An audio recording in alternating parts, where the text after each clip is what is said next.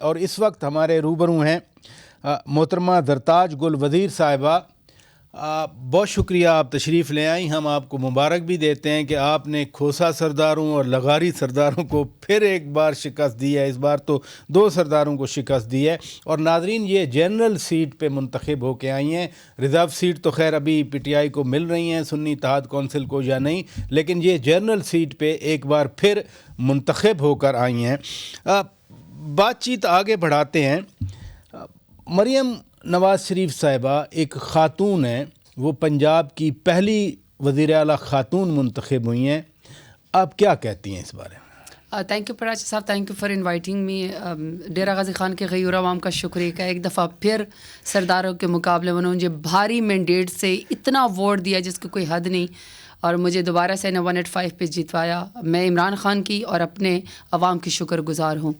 پچھلی بار ایک سردار کو ہرایا تھا, اس دفعہ آپ نے 2 سرداروں کو ہرایا, کھوسا صاحب کو اور لغاری صاحب کو. ویسے تو پچھلے دفعہ بھی دونوں کو ہرایا تھا. جی دونوں کو ہرایا تھا. انشاءاللہ ہراتی رہوں گی جب تک زندہ ہوں, میں ان کو سرداروں کو ہراتی رہوں گی. پچھلے بار تو اویس خان لغاری زیادہ اسٹرانگ امیدوار تھے. ابھی تو میرا خیال ہے کوئی بہت پاورفل جو کینڈیڈیٹ ہے وہ بھی نہیں تھے شاید. نہیں, اب یہ سرداری ورداری گئی. اب یہ ذات برادری گئی. اب یہ جو لوگ کہتے تھے نا کہ میرا کوئی ذاتی ووٹ ہے, یہ اب گئی چیزیں. جو بھی اب ووٹ ہے وہ ہے کسی بھی پولیٹیکل پارٹی کا. اور عوام نے 8 فروری کو خاموش انقلاب کے ذریعے اپنے ووٹ کے ذریعے ثابت کر دیا کہ اس وقت سب سے زیادہ ووٹ پاکستان تحریک انصاف عمران خان کے پاس ہے. میرا تو ذاتی کوئی ووٹ نہیں ہے, لیکن عمران خان کا ووٹ ہے, وہی مجھے اسٹرگل ہے.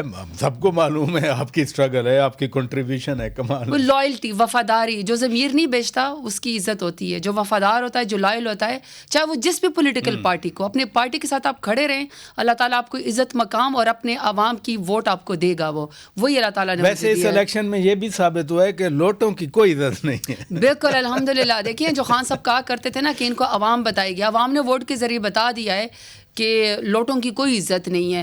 اور آپ نے وہ چونکہ چیف منسٹر کا پنجاب کا آپ نے مجھ سے سوال بھی کیا تھا, تو انہی کے کہنے کے مطابق لوٹوں کی جگہ باتھ روم میں ہوتی ہے. سو آئی ونڈر کہ وہ کتنے لوٹوں کو اپنے واش روم میں جمع کر کے اور وہ چیف منسٹر بن گئی ہیں. ان کا ایک خاتون کا وزیر اعلیٰ بننا آپ کو کیسا لگتا ہے؟ دیکھیں میں خود کلائمیٹ چینج کی منسٹر رہ چکی ہوں. ہم سے پہلے محترمہ فاطمہ جناح کی بہت زیادہ خدمات ہیں پاکستان کو بنانے کے لیے. پھر اس کے بعد پاکستان کی پہلے وزیر اعظم بے نظیر بھٹو بھی بنی ہیں, فہمیدہ مرزا صاحبہ اسپیکر بھی بنی ہیں, مجھ سمیت بہت سارے منسٹرز بھی بنی ہیں. اگر تو تھرو ووٹ, اگر تو تھرو الیکٹرل کالج اگر پاکستان کی پہلی چیف منسٹر پنجاب کی بنی ہوتی تو مجھے بڑی خوشی ہوتی. بٹ انفارچونیٹ پارٹ اس پر آچا صاحب کہ وہ اپنی بھی سیٹ ہار چکی ہیں اور ان کی پارٹی بھی ہار چکی ہیں. میر شرافت علی سے وہ ہار چکی ہیں. اور مجھے سمجھ نہیں آتی ہے کہ جب آپ کے پاس عوام کا مینڈیٹ ہی نہیں ہے, آپ کے پاس ووٹ ہی نہیں ہے, اور آپ کی پارٹی بھی ہار چکی ہے, تو آپ کس طرح وزیر اعلیٰ کے بن کے آپ جو ہے وہ اوت لے سکتی ہیں. سو اگر تو ووٹ کے ذریعے عوام کی طاقت صحیح ہوتی تو میں ضرور کانگریچولیٹ کرتی, لیکن نہ ووٹ ہے ان کے پاس, نہ ان کے پاس اپنی سیٹ بھی ہاری ہوئی. آج مثلاً مریم نواز شریف صاحبہ کے ساتھ ساتھ آج سندھ کے وزیر اعلیٰ سید مراد علی شاہ صاحب کا بھی حلف ہو گیا, وہ بھی اب وزیر اعلیٰ بن گئے.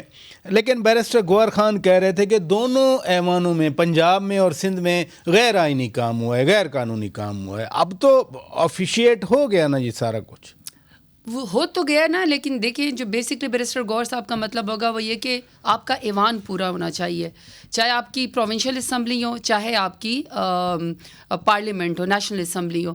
دیکھیے جی آج کل یہ بڑی بحث بھی ہو رہی ہے کہ صدر صاحب کو جو ہے وہ پارلیمان کو بلانا چاہیے. یہ بالکل آئین میں لکھا ہوا ہے کہ صدر صاحب ہی سمری اوکے کریں گے, لیکن بات یہ کہ یہ تو کسی قانون میں نہیں لکھا ہوا کہ آپ کے پاس مائنورٹی کی سیٹس نہ ہوں, آپ کے پاس ویمن کی سیٹس نہ ہوں. فرض کر لیتے ہیں کہ فارم 47 والے جیتے ہیں, فارم 45 والے نہیں جیتے ہیں.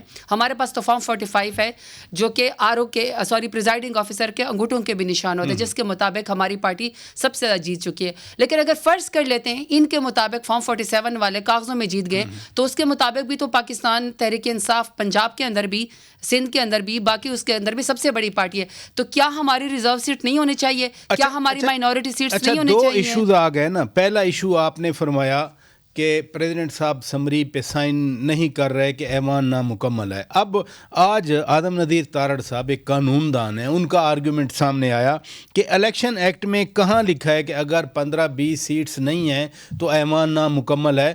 آئین 91 آرٹیکل اس کا سیکنڈ کلاز 2 تو واضح طور پر 21ویں دن اسمبلی کا اجلاس مولانا بائنڈ کرتا ہے آئین.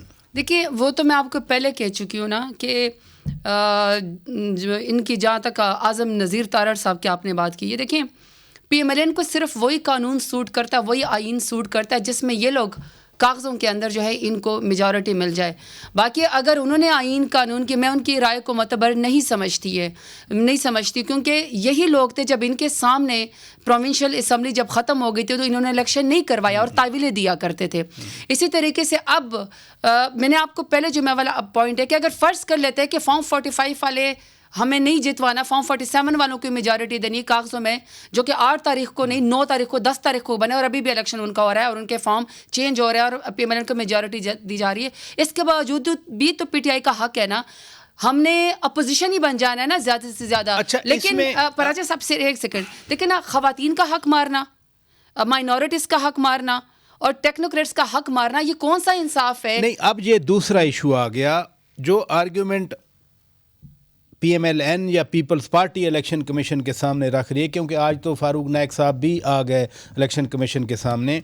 ان کا آرگیومنٹ ریزرو سیٹوں پہ دوسرا ہے. وہ کہتے ہیں کہ چونکہ سنی اتحاد کونسل کی تو کوئی لسٹ بھی نہیں تھی، کوئی ریپرزنٹیشن نہیں تھی، آج الیکشن کمیشن میں اس کا التوا تو بیرسٹر سید علی ظفر صاحب نے مانگا، ورنہ آج ہی فیصلہ ہو جاتا. نہیں دیکھیے، جب بیرسٹر علی ظفر صاحب وہاں پہ تشریف لے گئے، انہوں نے یہ کہا کہ چونکہ ہم اپنے ریزرو سیٹس کے لیے آئے ہوئے تھے، کیونکہ پاکستان تحریک انصاف کے پاس میجورٹی ہے اور وہ چونکہ ہمارے پاس انہوں نے بلے کا نشان چھین لیا، انہوں نے 200 سے زیادہ ہمیں نشانات دیے کہ تاکہ کسی طریقے سے ہماری شناخت ختم ہو جائے، لیکن یہ تو عوام کی طاقت ہے نا کہ ہم واپس یہاں پہ ایوان کے اندر آ گئے. خیر، شناخت بلے سے یا بینگن سے تو نہیں ہوتی. آپ کا پتہ ہے آپ پی ٹی آئی میں ہیں، آپ کا پتہ ہے آپ پی ٹی آئی کے پلیٹ فارم سے تو پھر یہ تو عمران خان کو بھی ہمیں شاباش دینی چاہیے اور ہمیں اپنے عوام کو بھی شاباش دینی چاہیے کہ وہ بلے کے نشان کے نہیں، وہ عمران خان کے لیے جا کے کھڑے ہو گئے. سٹنلی اس میں تو کوئی اگر کوئی یہ نہیں مانتا تو میرے لیے بھی بڑی عجیب بات ہوگی. نہیں، بہت سارے لوگ آپ کو پتہ ہے نا، سمن بکمن ہے نا،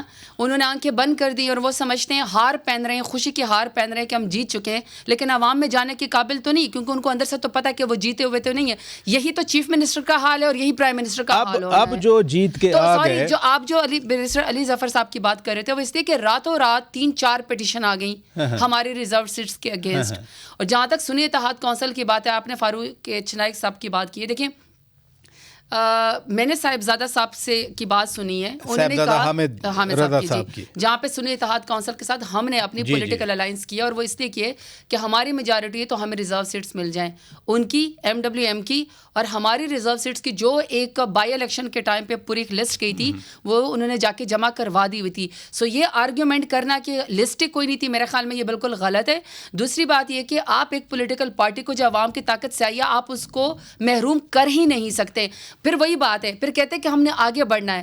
ایک تو عوام کے مینڈیٹ کے اوپر ڈاکہ مارا، پھر زبردستی جا کے حلف لے لیا، خوشی کے ہار پہن لیے، ہارے ہوئے فارم 47 والے ہیں، لیکن اس کے باوجود کہہ رہے کہ ہم نے پولیٹیکل پارٹی کو نہیں آگے. اب آگے بڑھنے کی بات ہے. آپ کی پارٹی نے وزیر اعظم کا امیدوار بھی نامزد کر دیا، اسپیکر ڈپٹی اسپیکر کے امیدوار بھی نامزد کر دیے.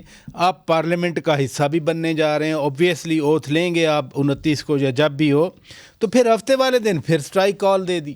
اچھا، پروٹیسٹ دیکھیں، اس سے آپ اندازہ لگائے کہ پاکستان تحریک انصاف ہر وقت میدان میں موجود ہے، مقابلہ کر سکتی ہے ووٹ کے ذریعے، ووٹ کے ذریعے مقابلہ کر سکتی ہے. ہمیں اپنے پاپولیرٹی کا بھی پتہ ہے، ہمیں اپنے لیڈر کا بھی پتہ ہے کہ حق کے اوپر چونکہ عمران خان کھڑے تو ہمیں وہ ووٹ ملے گا. ادروائز جب ظلم اور جبر اور زیادتی کر کے ہمارے بلے کا نشان چھینا گیا، ہمارے لیڈر خان صاحب کو جیل میں فریولس کیسز میں ڈالا گیا اور راتوں رات تقریباً 30 سے 31 سال کی سزا دی گئی تاکہ عوام کا حوصلہ ٹوٹ جائے. ہماری 2nd ٹیئر اور 3rd ٹیئر لیڈرشپ کو جیل میں ڈالا گیا، 200 سے زیادہ نشانات دیے گئے، RO کے دفتر کے سامنے ہمارے پروپوزر اور سیکنڈر کو اٹھایا گیا، گائے چوری کے پرچے سے لے کر اینٹی پاکستان اینٹی اسٹیٹ ہمارے پر مقدمے کیے گئے. اس کے باوجود ہم نے میدان چھوڑا، ہمارے سب سے زیادہ کینڈیڈیٹ میدان میں اترے، سب سے زیادہ ہم لوگ جیتے، عمران خان کا ہم نے ووٹ لیا. اور آج بھی اگر ہم پارلیمان میں ظلم جبر اور زیادتی کے باوجود اگر اپنے اسپیکر ڈپٹی اسپیکر اپنے چیف منسٹر اور اپنے وزیر اعظم کے عہدے اگر ہم دے رہے ہیں تو اس کا مطلب کہ پاکستان تحریک انصاف پولیٹیکل پروسیس پہ ڈیموکریسی کے اوپر بھی یقین رکھتی ہے, اس لیے ہم میدان میں ہیں. لیکن جو آپ نے پروٹیسٹ کی بات کی, دیکھیں حق کی بات ہے, پر آچا صاحب یہ مان لینا چاہیے کہ عوام کے حق کے اوپر ڈاکہ مار کے اوت نہیں لینا چاہیے ان کو. اس کے لیے جو لوگ زبردستی ہرائے گئے ہیں, ابھی تک بھی لودرا سے ہمارے ایک ایم این اے کو زبردستی ہرایا گیا ہے, فراز نون صاحب کو. ایگزیکٹلی. تو آپ مجھے خود بتائیں, اگر وہ اپنے حق کے لیے کھڑے اور ان کے ساتھ عوام کھڑی ہو تو میرے خیال میں اس میں کوئی غلط بات نہیں ہے. بہت شکریہ میڈم درتاج گل وزیر صاحبہ, آپ تشریف لیں.